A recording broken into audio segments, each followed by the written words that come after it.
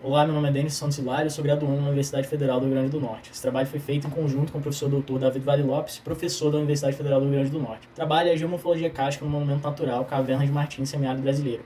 O temático é geodiversidade, geossítios e geomorfocítios. Então, para introduzir, o que é o karst? Os primeiros estudos realizados, considerados ali na região clássica do relevo kárstico, se dá no platô Kras, na Eslovênia. Esse termo Kras é derivado do germânico e a gente tem uma adaptação para a língua portuguesa dele que virou o karst. Então são feições de dissolução que caracterizam e deixam uma paisagem típica que é denominada paisagem kárstica. Então você encontra karst ali nessa paisagem. A formação do karst está associada com alguns fatores como o solo, da vegetação, a questão da presença de água, material solúvel na rocha e uma rede complexa de fraturas que possa permitir o contato da água com aquela rocha e com o material que vai ser dissolvido. A água, como isso é uma feição de dissolução, está muito associada com o karst. Então precisa-se de água nesse sistema para que se tenha os processos de dissolução. Entretanto, no contexto de climas áridos e semiáridos, essas paisagens kársticas se tornam mais raras justamente pela baixa presença ali, a baixa disponibilidade hídrica. O monumento natural das Cavernas do Martins foi instaurado através do decreto estadual 31754 e conta com 3.538 hectares de área. Partindo para a questão do objetivo, o objetivo do trabalho foi fazer uma caracterização da geomorfologia kárstica no monumento natural Caverna de Martins, no semiárido do Rio Grande do Norte. Bom, a nossa área de estudo está localizada no Rio Grande do Norte, mais especificamente no município de Martins, e é uma caverna no afloramento rochoso destacado pelo perímetro amarelo no mapa de localização. Os aspectos fisiográficos. Primeiramente, o relevo. A Moura, em 2017, destaca que a presença de relevos uniformes com feições de dissolução, que ele chamou de inselbergs kársticos. Quanto ao clima, Medeiros, Sestaro e Queiroz colocam pra gente que nós estamos numa precipitação média de 1.230 milímetros, o que enquadraria a classificação desse tipo climático como sendo tropical úmido, que se diferencia do contexto da região semiárida. Os solos no topo associados à formação Serra do Martins são mais profundos, comumente são mais latossolos, enquanto nas vertentes temos solos mais rejuvenescidos e na depressão a gente teria solos mais rasos e pedregosos e solos arenosos associados com ambientes de deposição, ambientes ali fluviais. Quanto à vegetação, Queiroz et al. 2022 coloca pra gente que há enclaves com formações florestais contendo espécies típicas do domínio da Mata Atlântica no topo desse platô sedimentar, né, da Serra do Martins. Enquanto nas bordas a gente tem formações mais florestais, porém associadas com o domínio das caatingas mesmo. Quanto à geologia, na área a gente tem rochas do complexo Caicó, rochas da formação de Curutu, onde temos essas intercalações de mármores, que inclusive a Casa de Pedra fica justamente no mármore da formação de Curutu, além de outras formações importantes, como a própria formação Serra do Martins, que capeia a serra, a Suíte Taporanga, a Suíte Poço da Cruz, para citar aqui algumas, né? Então, quanto aos materiais e métodos. Primeiramente, o trabalho contou com uma etapa de pesquisa bibliográfica, mas também foi realizado os trabalhos de campo, onde foi visitado, né, alguns locais e foi identificado e descrita feições da Casa de Pedra em si. Então foram tirados ali registros fotográficos e o ponto seria a Casa de Pedra, teve coleta com GPS que posteriormente serviu justamente para a confecção do mapa de localização no software QGIS.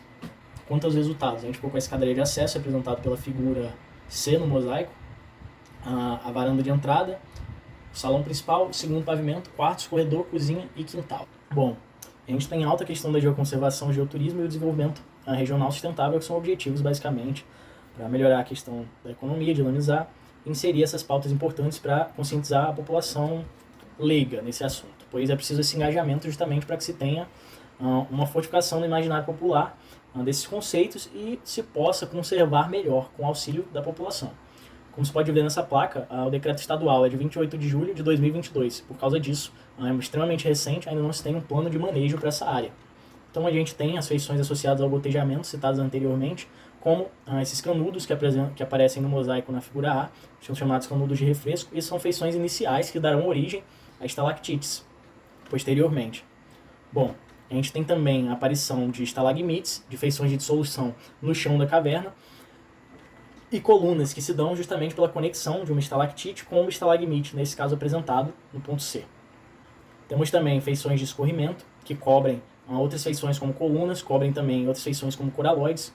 Temos as feições associadas ao fluxo hídrico, né, que são justamente essas feições de escorrimento, conjuntamente com as represas de travertino, que se sabe pouco, mas acredita-se que estejam associadas com o fluxo hídrico no fundo das cavernas. Além disso, temos feições de precipitação, que são os coraloides, que se desenvolvem por vezes em ambiente subaquático, por vezes em ambiente subaéreo, sendo mais comumente tendo a origem subaérea do que a subaquática, e aqueles envolvidos em ambiente subaquático tornam-se mais bem desenvolvidos, os nódulos ficam maiores e mais bem formados.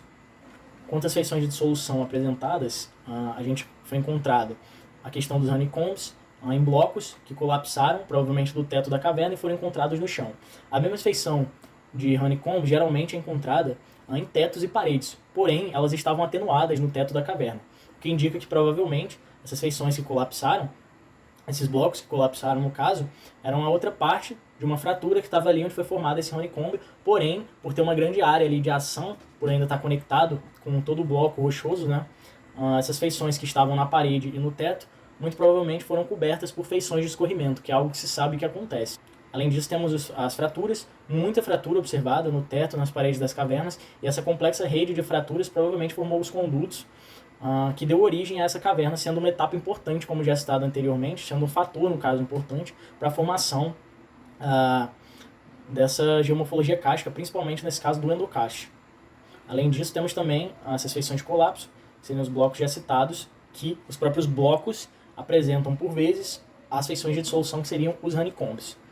Bom, quanto às considerações finais, a criação da UC foi um importante passo em direção à geoconservação dessa área, justamente porque, a partir do UC, é criado o seu plano de manejo. No caso, por ser muito recente, o plano de manejo ainda não foi criado, porém é algo urgente para que ações futuras se deem de maneira consociada com o desenvolvimento sustentável.